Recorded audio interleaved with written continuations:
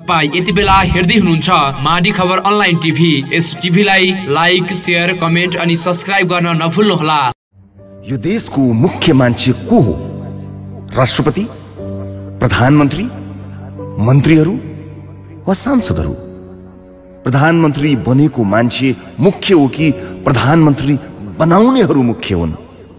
सांसद बनेकाहरू मुख्य हुन् कि सांसद बनाउनेहरू मुख्य हुन्?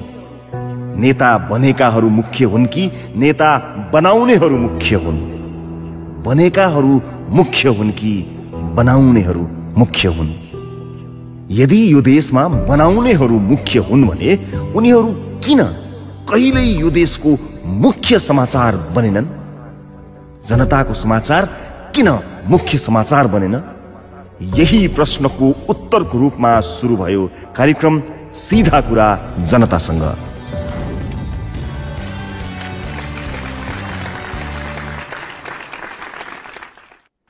नमस्कार, कार्यक्रम सीधा कुरा जनतासँग। कुनै नेता विदेश जाँदा मुख्य समाचारले यसो भने, आज फलानु नेता फलानु देश जाँदै हुनुहुन्छ, उहाँले फलानु दिन फलानु फलानु काम गर्नुहुनेछ, फलानुसँग बसेर खानुहुनेछ, उहाँले नेपालमा आफ्नो काम फलानुलाई जिम्मा लगाउनु भएको छ। तर मुख्य समाचारले यसो भनेन, आफ्नो बच्चाको बोर्डिङको फीस तिर्ने पैसा किन्न आज एउटा जनताको छोराले आफूलाई बेचेको छ। ऊ आज परदेश जाँदैछ। उसका परिवार 15 मिनेट हाँसेको सपना देख्न ऊ दिनको 15 घण्टा काम गर्नेछ। घरमा ऊ नभएका बेला उसको साटो समयमै घर फर्किदिने जिम्मा उसले घामलाई लगाएको छ। यदि यो देशमा बनाउनेहरू मुख्य हुन् भने उनीहरू किन कहिल्यै यो देशको मुख्य समाचार बनेनन्? राष्ट्रपतिको गलैँचा मुख्य समाचार बन्यो, तर परदेशमा मालिकको गलैँचामा झरेको नेपाली चेलीको आँसुले ठाउँ पाएन। यदि यो देशमा बनाउनेहरू मुख्य हुन् भने उनीहरू किन कहिल्यै यो देशको मुख्य समाचार बनेनन्? त्यसपछि हामीले निर्णय गर्यौं, हाम्रो कार्यक्रमको केन्द्रमा जनता र उहाँहरूको दुःख र समस्या हुनेछन्। तर हामी जनताका समस्या र दुःख देखाउने मात्रै छैनौं, बरु जनताले फेरि त्यही दुःख देख्न नपरोस् भनेर काम गर्नेछौं। अनि यसरी सुरु भयो सीधा कुरा जनतासँगको यात्रा। सुनिदिने कोही छ भन्ने थाहा पाएपछि चुपचाप सहेर बसेकालाई पनि पीडा सुनाउने आँट आउँदो रहेछ। त्यही आँटले सिन्धुपाल्चोककी हाम्री चेली कविता तामाङले इराकबाट हामीलाई सम्पर्क गरिन्। हाम्रो नेपालको दलालहरूले चाहिँ हामीलाई इराकको त्यो बागदादमा बेचेको रहेछ, कति 13,000 डलर लिएर। सबैजना 16 घण्टा काम गर्नुपर्छ। त्यही भएर आफ्नै अगाडि आफ्ना साथीहरूको बलात्कार भएको देखेर भत्किएकी कविताको स्वर सुनेर हामी भत्कियौं। हामी 120 भन्दा बढी विदेशमा अलपत्र परेका नेपाली चेलीहरूलाई नेपाल ल्याउन सफल भयौं। त्यसपछि सीधा कुरा जनतासँग कार्यक्रम नेपाली चेलीहरूका लागि माइती जस्तै भयो। पठाएको दुबई भनेर, अनि अहिले चाहिँ सिरियामा छ, आएको 2 वर्ष भइसक्यो। 1 लाख मात्र 80,000 मात्र दियो। अनि कति ऋण लागेछ तपाईलाई? मलाई अहिले 30 लाखको कागज। पहिले गरीबलाई ठगेर विदेश पठाउनेहरू भेटेका थियौं, पछि गरीबलाई ठग्नका लागि विदेश पठाउनेलाई भेट्यौं। पहिले गाउँमै ठग्ने मान्छे भेटेका थियौं, पछि गाउँ नै ठग्ने मान्छे भेट्यौं। 30 लाख हमरा 2 लाख लिएको 30 लाख का कागज, 30 लाख बना दिल के कागज।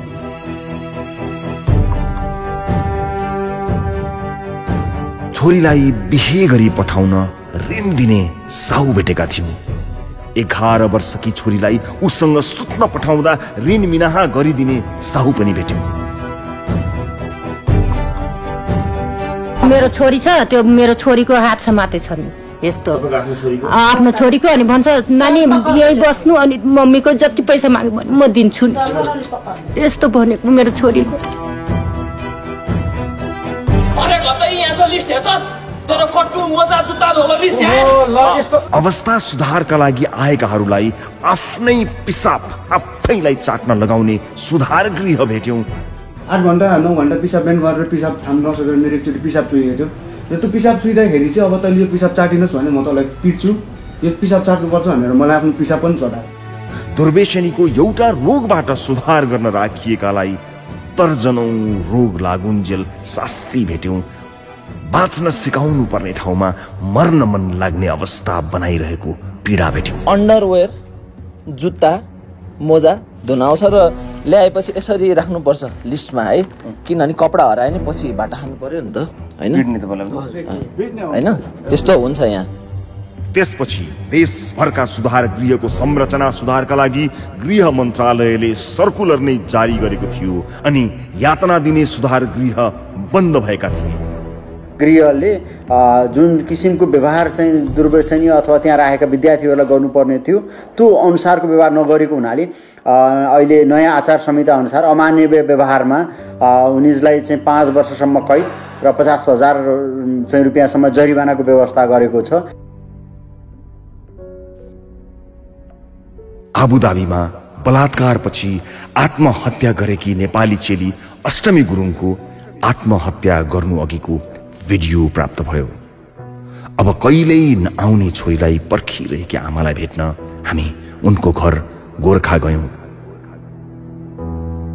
आमालाई म सुखसित राख्ने, आमालाई म धन कमाएर दिने, पैसा कमाएर तिमीलाई सुखसित राख्ने, राम्रो लुगा लगाइदिन्छु, गहना लगाइदिन्छु भन्ने छोरी म गहना लगाइदिन्छु, तिमीलाई साह्रै दुःख भयो। उनको न्यायका लागि युएई सम्म पनि गयौं। यही ठाउँ हो जहाँ अष्टमी काम गर्थ्यौं। हामी यहाँ एकछिन पार्किङ गर्छौं।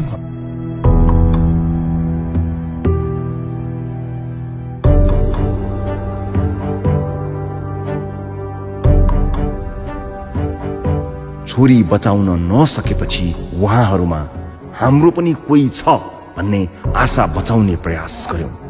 विकट ठाउँ र विपन्न परिवारका मान्छेको मनमा आड बचाउने प्रयास गर्यौं। कतिचोटि त हामी कति भाग्यमानी भयौं।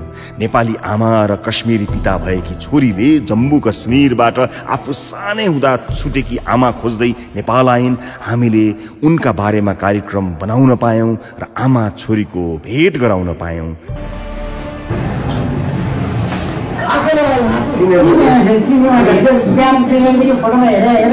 सीमाले छुट्याउँछ, हामीले सीमाहरूलाई जोड्न पायौं।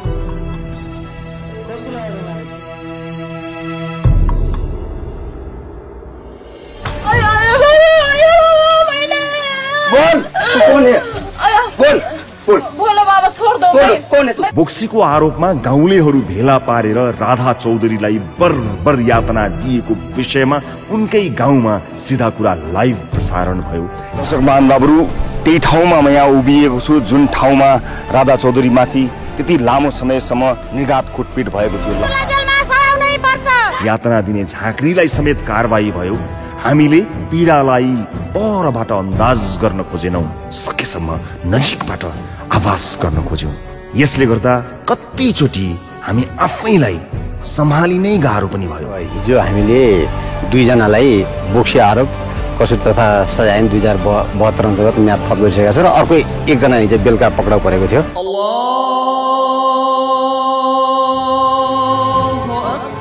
धेरै नेपाली ऋण काटेको पैसाले विदेशमा पैसा कमाउन जानुहुन्छ, तर नभनेको काम हुन्छ, नभनेको पैसा। उहाँहरूले विदेशमा आफ्नो उमेर बेचेर काम गर्नुहुन्छ। फर्कदा उमेर नै सकिन्छ, तर घर फर्काउँदा ल्याउने केही हुन्न। नेपालीहरूलाई यसरी ठग्ने म्यान पावर कम्पनीबाट उहाँहरूलाई न्याय दिलाउने चौतारी बन्यो सिधा कुरा जनतासँग। अब इटाली लान्छु भन्यो, 1-2 महिना बित्यो। त्यसपछि त्यो पाकिस्तानीबाट यिनीहरूले त्यहाँको माफिया भन्ने गुन्डालाई बेचिदिएछन्। फेरि हामीले धेरैचोटि देखाइसकेपछि विभिन्न सरकारी कार्यालयहरूका शौचालयहरू सफा भएका थिए। भ्रष्टाचार, कुसंस्कार, कालाबजारीको फोहोरले हाम्रो देशलाई दिनदिनै शौचालय जस्तै बनाइरहेछ। देखाइसकेपछि सफा हुन्छ कि भन्ने आशाले हामीले देशभरि यी थरी थरीका फोहोरहरू देखायौं, सम्बन्धितहरूलाई सोध्यौं।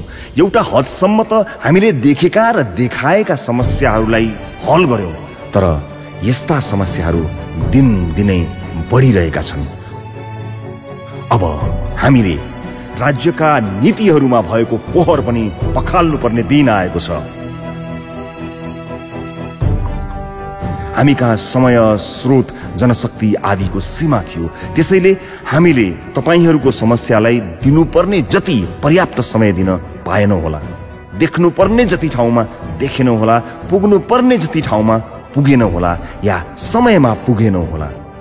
तर अब हामी तपाईको झन् नजिक आउन चाहन्छौं। तपाईको आवाजलाई अझ बुझिने गरी सुनाउन चाहन्छौं। तपाईको चित्रलाई अझै चिनिने गरी देखाउन चाहन्छौं। त्यसका लागि हामीले अब अलि विशेष तयारीमा लाग्नुपर्नेछ। त्यसैले सीधा कुरा जनतासँगको यात्रा आजबाट केही समयलाई रोकिएको छ। यसो भनिरहँदा हामीले लामो श्वास फेर्नु परेको छ कि अब हाम्रो भेट केही समय हुने छैन। तर यो लामो श्वास फेर्नु भनेको यात्रीले चौतारीमा लामो श्वास फेरे जस्तै हो। यात्रीले चौतारीमा एकछिन आराम गरेपछि अघिको यात्रा झन् जागरिलो भएर तय गर्छ। हामी अहिले त्यही चौतारीमा छौं। नयाँ यात्रा छिट्टै सुरु हुनेछ। हामी केही समय तपाईहरु माझ देखिने छैनौं, तर नदेखिनु भनेको नहुनु होइन। हामी तपाईहरु माझ भइरहनेछौं। तपाईसँग रहेर तपाईको सारो गाह्रोलाई देखिरहेको हुनेछौं। आजसम्म हामीले तपाईहरुका दुःख देखायौं, तर तपाईका दुःख देखाउनुलाई दुःख मानेका छैनौं, मान्ने छैनौं। आजसम्म हामीले तपाईहरुका अप्ठ्यारा देखायौं, तर तपाईका अप्ठ्यारा देखाउन अप्ठ्यारो मानेका छैनौं, मान्ने छैनौं। नजानेर कति ठाउँ चुक्यौं पनि होला। त्यसका लागि आज माफी माग्छौं, तर जहाँ जहाँ चुकेका छौं त्यहाँबाट सिकेका छौं। जनताको कार्यक्रमले सबैभन्दा बढी कमाउनु पर्ने भनेको जनता कमाउनु थियो। हामीलाई विश्वास छ हामीले तपाईहरुलाई कमाएका छौं। अबको समयमा हामी तपाईहरुको माया खर्च गर्ने छैनौं, बरु लगानी गर्नेछौं। त्यहाँ लगानी गर्नेछौं जहाँ अभाव छ यही मायाको। यो सत्य हो कि यहाँहरुका समस्या देखाएको र समाधान खोजेको कारणले गर्दा नै यो कार्यक्रम यति लोकप्रिय भएको हो। तर हामी चाहन्छौं हामी जति सक्दो चाँडो लोकप्रिय हुने छौं। परदेशमा खून पसिना बगाइरहेका नेपालीले हाम्रो कार्यक्रम हेर्न बन्द गर्नु परोस्। हाम्रो कार्यक्रममा समेटिने उहाँहरूका दुःख बाँकी नै नरहुन्, किनकि उहाँहरूको समस्या खोज्दा पनि नभेटियो। गरीब नेपालीहरूमा हाम्रो कार्यक्रम लोकप्रिय नबनोस्, किनकि नेपालीहरू गरीब नहुन्। अन्यायमा परेकाहरूको माझ हाम्रो कार्यक्रम लोकप्रिय नहोस्, किनकि कोही नेपाली अन्यायमा नपरुन्। रोगीहरू माझ हाम्रो कार्यक्रम लोकप्रिय नहोस्, किनकि कोही नेपाली रोगी नहुन्। दुखीहरू माझ हाम्रो कार्यक्रम लोकप्रिय नहोस्, किनकि कोही नेपाली दुखी नहुन्। अब हामी कार्यक्रम यसरी बनाउन चाहन्छौं कि छिट्टै हामीले यस्ता कार्यक्रम नै बनाउन नपरोस्। परदेश नफर्कने गरी घर फर्किएको परदेशीको आफ्नो परिवारसँग फेरि भेट भए जस्तै हाम्रो भेट तपाईहरुसँग छिट्टै हुनेछ।